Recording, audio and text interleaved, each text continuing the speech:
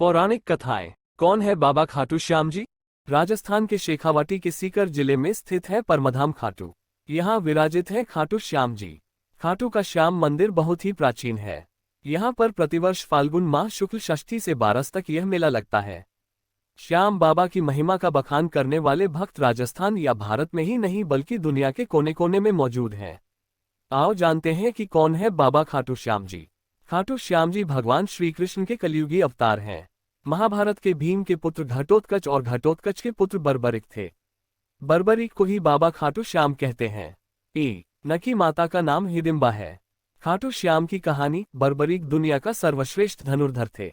बर्बरिक के लिए 3 बाण ही काफी थे, जिसके बल पर वे कौरवों और पांडवों की पूरी सेना को समाप्त कर सकते थे।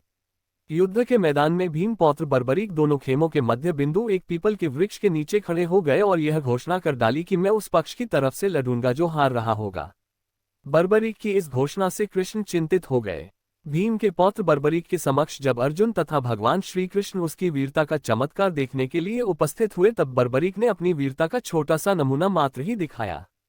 कृष्ण ने कहा कि यह जो वृक्ष है इसके सारे पत्तों को एक ही तीर से छेद दो तो मैं मान जाऊंगा। बर्बरिक ने आज्ञा लेकर तीर को वृक्ष की ओर छोड़ दिया। जब तीर एक एक कर सारे पत्तों को छेदता जा रहा था, उसी दौरान एक पत्ता टूटकर नीचे गिर पड़ा। कृष्ण ने उस पत्ते पर यह सोचकर पैर रखकर उसे छुपा लिया कि यह छेद होने से बच जाएगा, लेकिन सभी पत्तों को छेदता हुआ वह तीर कृष्ण के पैरों के पास आकर रुक गया। तब बर्बरिक ने कहा कि प्रभु, आपके पैर के नीचे एक पत्ता दबा है, कृपया पैर हटा लीजिए, क्योंकि मैंने तीर को सिर्फ पत्तों को छेदने की आज्ञा दे रखी है, आपके पैर को छेदने की नहीं। उसके इस चमत्कार को देखकर कृष्ण चिंतित हो गए। भगवान श्री कृष्ण ये बात जानते थे कि बर्बरिक प्रतिज्ञावश हारने वाले का साथ देगा। यदि कौरव हारते हुए नजर आए तो फिर पांडवों के लिए संकट खड़ा हो जाएगा, और यदि जब पांडव बर्बरिक के सामने हारते नजर आए तो फिर वह पांडवों का साथ देगा। इस तरह वह दोनों ओर की सेना को एक ही तीर से खत्म कर देगा। तब भगवान श्री कृष्ण ब्राह्मण का भेष बनाकर सुबह बर्बरिक के शिविर के द्वार पर पहुंच गए और दान मांगने लगे। बर्बरिक ने कहा, मांगो ब्राह्मण, क्या चाहिए? ब्राह्मण रूपी कृष्ण ने कहा कि तुम दे न सकोगे। लेकिन बर्बरिक कृष्ण के जाल में फंस गए और कृष्ण ने उससे उसका शीश मांग लिया। बर्बरिक द्वारा अपने पितामह पांडवों की विजय हेतु स्वेच्छा के साथ शीशदान कर दिया गया। बर्बरिक के इस बलिदान को देखकर दान के पश्चात श्री कृष्ण ने बर्बरिक को कलियुग में स्वयं के नाम से पूजित होने का वर दिया। आज बर्बरिक को खाटू श्याम के नाम से पूजा जाता है। जहां कृष्ण ने उसका शीश रखा था उस स्थान का नाम खाटू है। खाटू श्याम अर्थात मां सैव्यम पराजित, अर्थात जो हारे हुए और निराश लोगों को संबल प्रदान करता है। खाटू श्याम बाबा दुनिया के सर्वश्रेष्ठ धनुर्धर हैं, उनसे बड़े सिर्फ श्रीराम ही माने गए हैं। खाटू श्याम जी का जन्मोत्सव हर साल कार्तिक शुक्ल पक्ष की देवउठनी एकादशी को बड़ी धूमधाम से मनाया जाता है।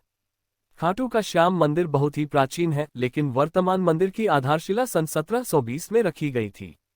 इतिहासकार पंडित झाबरमल्ल शर्मा के मुताबिक सन 1679 में औरंगजेब की सेना ने इस मंदिर को नष्ट कर दिया था। मंदिर की रक्षा के लिए उस समय अनेक राजपूतों ने अपना प्राणोत्सर्ग किया था। खाटू श्याम मंदिर परिसर में लगता है बाबा खाटू श्याम का प्रसिद्ध मेला। हिंदू मास फाल्गुन माह शुक्ल षष्ठी से 12 तक यह मेला चलता है। 11 के दिन मेले का खास दिन रहता है। बर्बरिक देवी के उपासक थे। देवी के वरदान से उसे 3 दिव्य बाण मिले थे जो अपने लक्ष्य को भेद कर वापस उनके पास आ जाते थे। इसकी वजह से बर्बरिक अजेय थे। बर्बरिक अपने पिता घटोत्कच से भी ज्यादा शक्तिशाली और मायावी था। कहते हैं कि जब बर्बरिक से श्री कृष्ण ने शीश मांगा तो बर्बरिक ने रात भर भजन किया और फाल्गुन शुक्ल द्वादशी को स्नान करके पूजा की और अपने हाथ से अपना शीश काटकर श्री कृष्ण को दान कर दिया।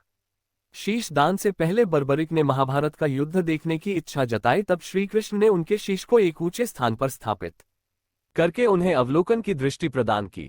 युद्ध समाप्ति के बाद जब पांडव विजय श्री का श्रेय देने के लिए वाद विवाद कर रहे थे, तब श्री कृष्ण कहा कि इसका निर्णय तो बर्बरिक का शीश ही कर सकता है। तब बर्बरिक ने कहा कि युद्ध में दोनों ओर श्री कृष्ण का ही सुदर्शन चल रहा था और द्रौपदी महाकाली बन रक्तपान कर रही थी। अंत में श्री कृष्ण ने वरदान दिया कि कलियुग में मेरे नाम से तुम्हें पूजा जाएगा और तुम्हारे स्मरण मात्र से ही भक्तों का कल्याण होगा। अंत में श्री कृष्ण ने वरदान दिया कि कलियुग में मेरे नाम से तुम्हें पूजा जाएगा और तुम्हारे स्मरण मात्र से ही भक्तों का कल्याण होगा। आशा करता हूं कि आप लोगों को ये कथा अच्छी लगी होगी। आगे की कथा अगले भाग में। जब तक आप हमारे चैनल को सब्सक्राइब कर लीजिए और बेल आइकन दबाना न भूलें। धन्यवाद।